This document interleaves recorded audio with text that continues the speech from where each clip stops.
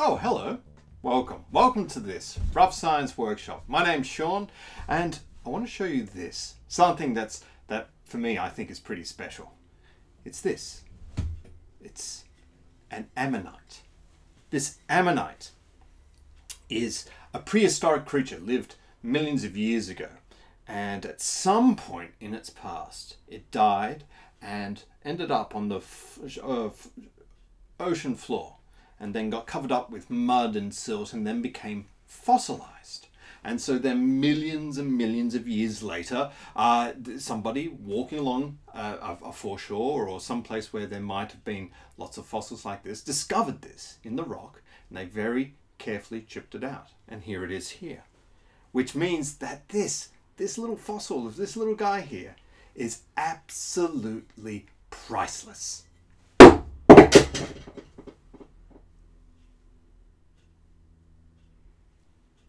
Excuse me. Actually, no, it's not priceless. It's not even close. This is a recreation. I made it using Plaster of Paris. Actually, specifically how I made it, there was quite a lot of steps to it, but I'll go through it in just a moment. For now, like I said, welcome. This is the Rough Science Workshop. And my name's Sean, and before we start any workshop here, I always like to say one thing. What is science? When I say the word science to you, what pops into your head? And for me, science is a way to answer questions. Science is a way to answer questions and build up scientific knowledge. Today is day 4 of Slime Week. And Slime Week, what we've been doing is every day seeing if... can I just check on something there, Gabe? Have we got sound? Yeah, we're good. Okay, good. I just had a moment there where I got a little panicky because I couldn't see the little bar dancing around. There it is! Live television. Now, Slime Week is basically, we've been looking at different slimes every day this week. But it's actually a bit of an ulterior motive, because what I've been doing is looking at the chemistry, what goes on behind some of these slimes. On Monday, we looked at the classic Oobleck, which is basically made out of corn flour. And when we pour water into it, the water doesn't want to dissolve the corn flour. The corn flour stays kind of solid in this stuff.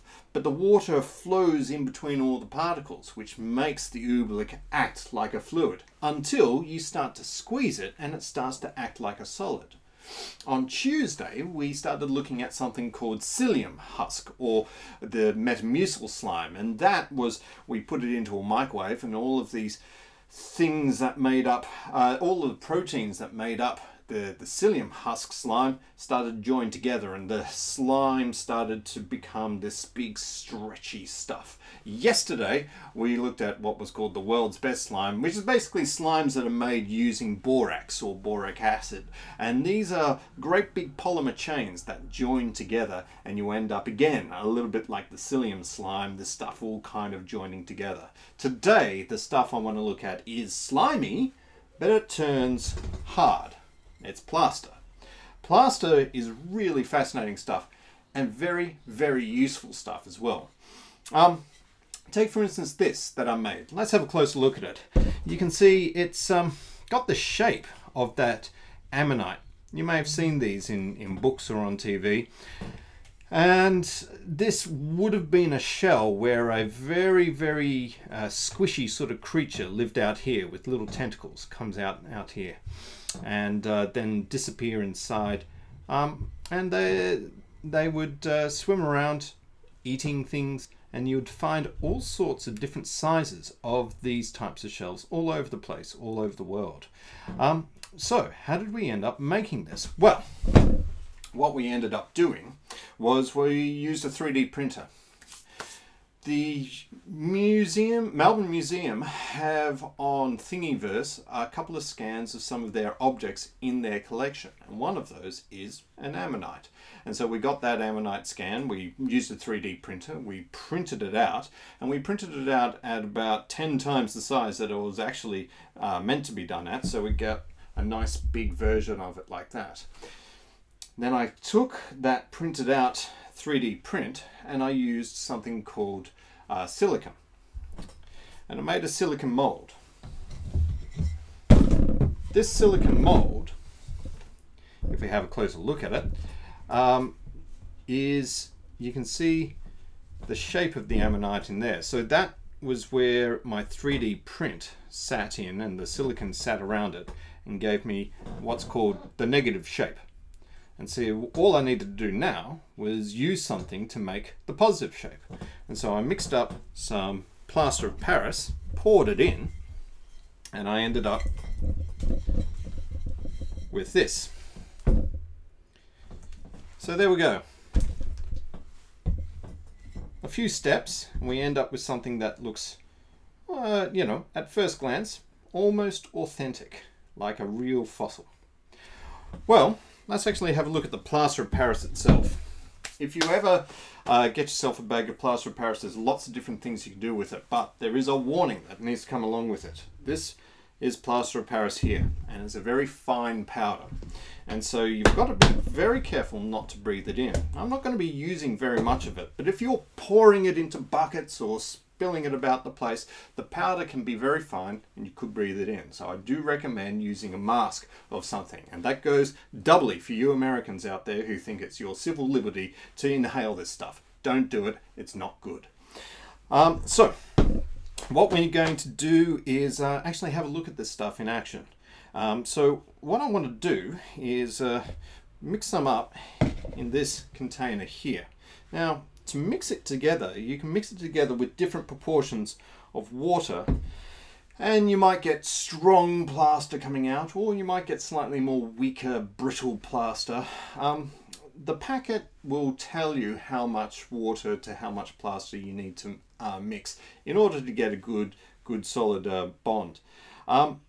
In this case, this plaster here tells us we need about 100 grams of the plaster to about 70 mils of the water. So let's measure that stuff out now.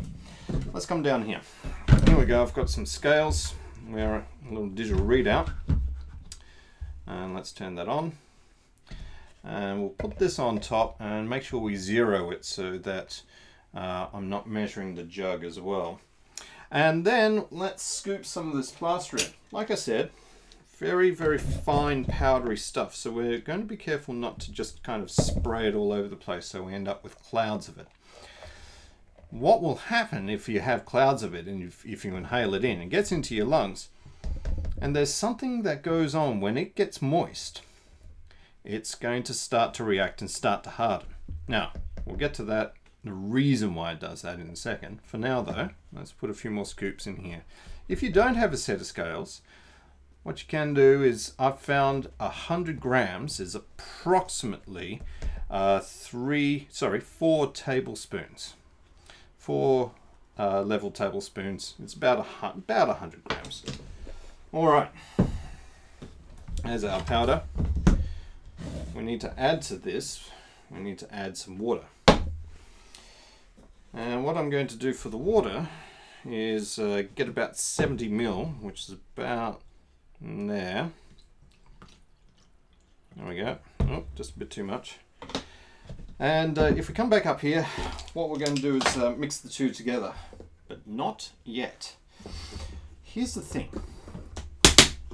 The way that the plaster of Paris works is that when I put the water into it, it instantly starts to react. There's a reaction going on, and we end up with this slimy stuff. But it's slimy stuff for a short amount of time. Over a period of time, it is going to start to harden. That's all right. We'll just wait for a moment here while we have a little bit of a technical jump around. How are we going? We're good? All good. If you need to, you can switch that so it ends up with a different view, but only if you need to. That's okay. You good? No problem. Okay, like I said, with the plaster of Paris, it becomes quite slimy, but over time it's going to start to harden up. Now, what happens is that the plaster is actually stuff called gypsum. Interesting bit of history. The reason why it's called Plaster of Paris is that it was gypsum that was found in a little quarry just outside of Paris. And what they found was that this stuff, if you dig into this quarry, you found the rock was made of this particular white rock, which was called gypsum. You take it and you grind it up into very, very fine powder. And then if you add water to it, eventually over time, it will turn back into a solid again. Really useful stuff. So it became known as Plaster of Paris. And the reaction that's going on is that gypsum is actually a crystal. When we grind it up into very, very fine powder, when you add water, it starts to rehydrate. What's actually happening is that the crystal is starting to grow and rebind with itself. So initially it's all very liquid, but while the water mixes in with it, it starts to bind back into a solid again. And we end up with this stuff, which obviously looks like a fluid, becoming a nice hard solid. Okay, so let's actually give this a go. But to actually give this a go, oh, hang on, there's one other thing that happened. When we mix this stuff up, that reaction that's taking place, the gypsum rehydrating, it produces a lot of energy. And we actually can see this energy by if you had some kind of thermometer or perhaps a thermal camera. And it just so happens that on my phone, I have a phone, it actually has a thermal camera on it. Have a close look at this. This is a phone. Up here there's the normal camera, and at the top we've got something which is called a FLIR. You might be able to see very carefully there. It says FLIR. The IR stands for infrared, and so this is a little infrared camera. And so what I did a little bit earlier was that I got some plaster, mixed it up, popped it into a bag, and then I used the camera here to take some thermal images of it. So let's have a look at that. So here's an image here of the bag that I had. So that's a little plastic Ziploc bag with with plaster, wet plaster in it, and it's still very gooey at this point. You could probably pick up the bag and run it around and stuff. And using the thermal camera, I had a close look at it, and to begin with, you can sort of see in the middle there, it says 17.2 degrees Celsius. Trust me, that's Melbourne room temperature at the moment. Oh, well, a bit lower than room temperature. But over time, over a period of time, it started to climb. So a few minutes later, suddenly it was 20 degrees Celsius. And then after about 15 minutes, we got as high as 24 degrees Celsius. So that is a big jump, 24.5. Eventually it ended up about 25 degrees Celsius. So that was a jump of about 8 degrees in total. If we actually accurately measured it, we would find that there's perhaps a temperature difference of up to about 10 degrees, I think. So over time, this reaction is producing heat, letting heat out. Those people who joined us last week, you may have seen the reaction that we're doing with the eggs in vinegar, and that was a reaction that required heat. If we added heat, it sped up, whereas this is a reaction that produces heat.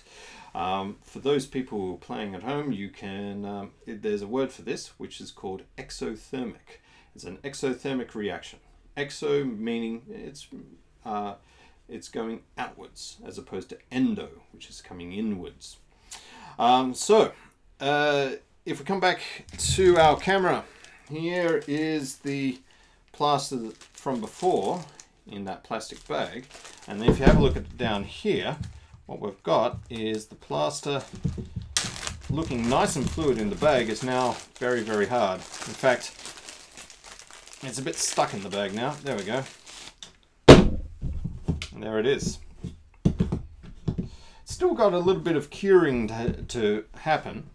That's the word for it in this case. The plaster doesn't dry, it cures. And what we could do is, if we had a kiln or perhaps an oven, we could put it in the oven and let it dry out just a little bit faster. All right, enough prevaricating. Let's actually mix some water into our plaster here. So let's come back up and have a look. So we're going to mix our water in, but hang on. We need something to do with it. It's no good just mixing the plaster together and just go, ooh, wow, look at that. That was fun television watching plaster dry. I can't wait to tell all my friends to come along and check this out. No, we're going to do something with it. What I'm going to do with it is, I found a tea towel before that I didn't need anymore, and I cut a circle in it like this. Because what I want to do is, I want to use this material, I want to soak it in some Plaster of Paris, because there's a neat little trick that you can do, that if you've got some pot plants around the place and you want an interesting style of pot to put them into, you can do this. So what I've got is, here's a pot that I'm going to use, and we're going to use this to basically give us our pot shape. And I need something for it to sit on, so I've got this thing of salt. It doesn't have to be salt, it's just anything just to keep it up off the table. So that's where I'm going to put everything. But in order to get it going, we need to finally mix the water into the plaster. Here we go. So nearly all of the water. I'm going to leave some behind. And let's have a look at it. So mixer, mixer, mixer. Very important with this is to get the dry powder that's in the corners. Make sure you mix that stuff out. And give it a good mix to get all of those dry bits. Because if you end up with some dry clumps in there that don't get the water into it, they form little weak parts for the plaster. There we go. And at this point, the reaction is taking place. If we gave it time and we looked at it with a thermometer, the temperature of this would start to rise. But it's quite gooey, slimy stuff at this point. Now, what I'm going to do is I'm going to take that circle of material and just drop it in, just like that. And what I want is good coating all over the material.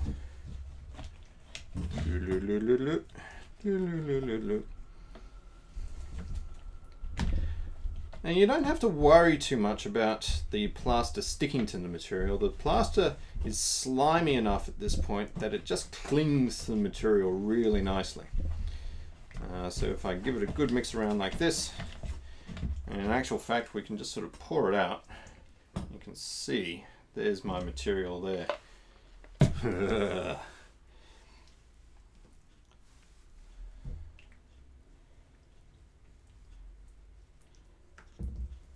Lovely, lovely. All right, let's come over to our pot here and let's drape this over the top. So bring it up like this and bring it over the top like that. And what we have is that it kind of hangs and looks like a hanging piece of material, like a shroud over the top of the pot, like that. You're going to end up with a few bits and pieces of it dripping off. And what I like to do is just press that a little bit closer to the... So it still looks like it's naturally just hanging, but just allow it to stick to itself a little bit. We'll turn around this side so you can see it on this side as well. There we go. Not bad. Not a bad sort of look at all. Okay, and at this point, I got it on my fingers. Well, safety things again, don't rub it in your eyes, but with it being on your fingers, that's okay. Eventually it will dry and it will just kind of flake off. It's very easy to wash off. But really important point is that if you have any left over like this, do not put it down the sink. If it goes down into the sink, into the drain, this stuff here is going to eventually solidify. And you don't want it clogging up the drain, because that means, well, calling people out to get your drain unclogged. So to get rid of this stuff, what I recommend is allow it to dry and then just drop it into the bin, unless you've got some sort of use for it. Now, a couple of other things about this, as he turns around, looking around for some paper towel to wipe his hands on. Okay. Oh, yes, thank you. Big thank you to my tech, Gabe, who's doing a sterling job at the computer right at the moment. Fantastic. Okay, let's bring it back up here.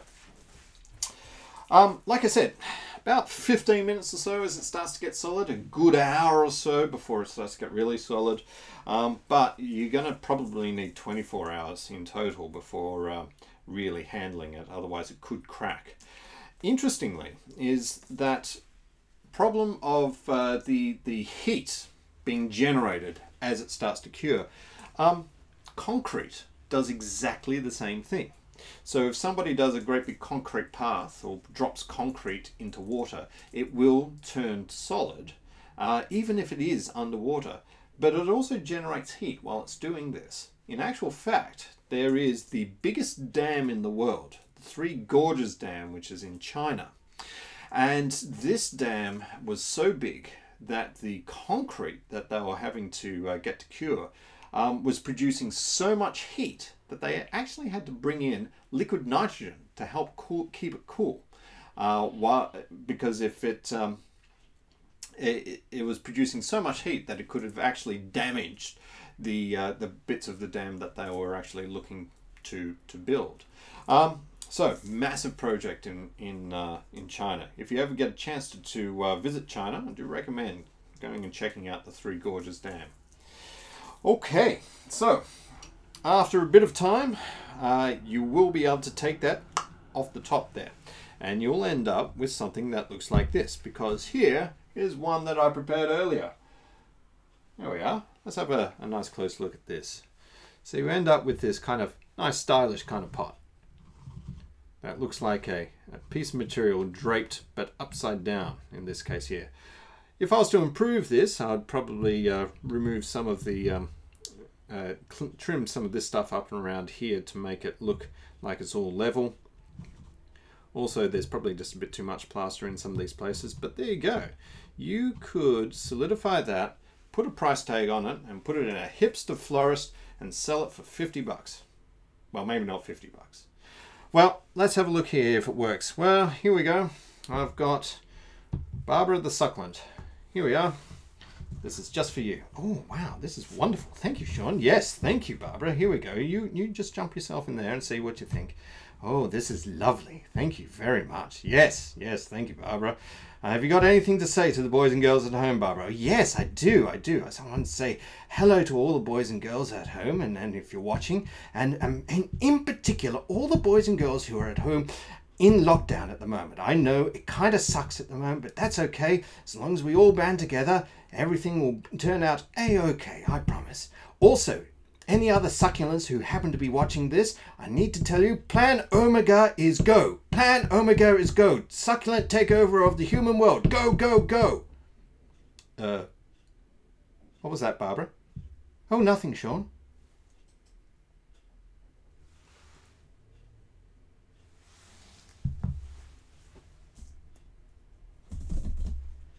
Okay, so that's Plaster of Paris. What I'd like to do to wrap up is to remind you that this week we've been looking at Slime Week, and tomorrow, on Friday, I have got a challenge, which is going to be making 10 litres of slime. 10 litres of slime looks around about this much. So, our tricky Fridays are going to make enough slime to fill this bucket, and possibly a bit more. So be sure, tune back in. You can find out the recipe of how to make a huge quantity of slime in a very cheap manner. If you did see yesterday's episode, you would also get the recipe then as well. And after tomorrow's episode, I'm going to put the recipe up online, so you can be sure to go and make 10 litres of slime at your place as well. And if you're not allowed to at your place, then, you know, I'm sorry. Okay, like I said, that was the Rough Science Workshop again. Thank you very much for watching. If you want to help out the channel in some way, the best thing that you can do is make an account for Twitch and give us a follow. That'll be fantastic. The more followers we have, the better chance that we have to be able to... It's basically the best way that you can support the channel at this stage. Also, if you want any further information about this or find out how to contact me, roughscience.net is your port of call. So be sure to check that out, and you'll find out where I am on Twitter and on Facebook and then the other social media places as well. But for now, thank you very much for watching.